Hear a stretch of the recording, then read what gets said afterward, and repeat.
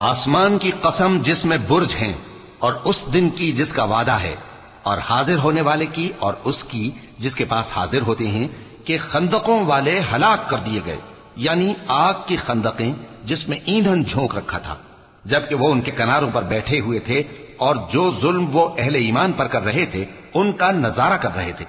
اور ان کو مومنوں کی یہی بات بری لگتی تھی کہ وہ اللہ پر ایمان لائے تھے جو غالب ہے، سب خوبیوں والا ہے، جس کی آسمانوں اور زمین میں بادشاہی ہے،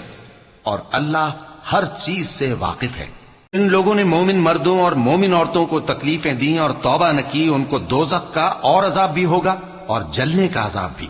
اور جو لوگ ایمان لائے اور نیک کام کرتے رہے ان کے لیے باغات ہیں جن کے نیچے نہریں بہ رہی ہیں، یہی بڑی کامیابی ہے۔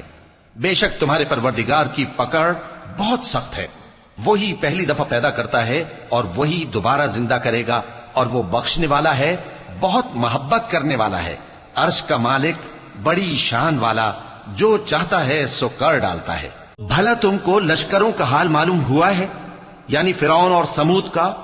اصل بات یہ ہے کہ کافر مستقل جھٹلانے میں لگے ہیں، جبکہ اللہ بھی ان کو ہر طرف سے گھیرے ہوئے ہے۔ یہ کوئی معمولی کلام نہیں،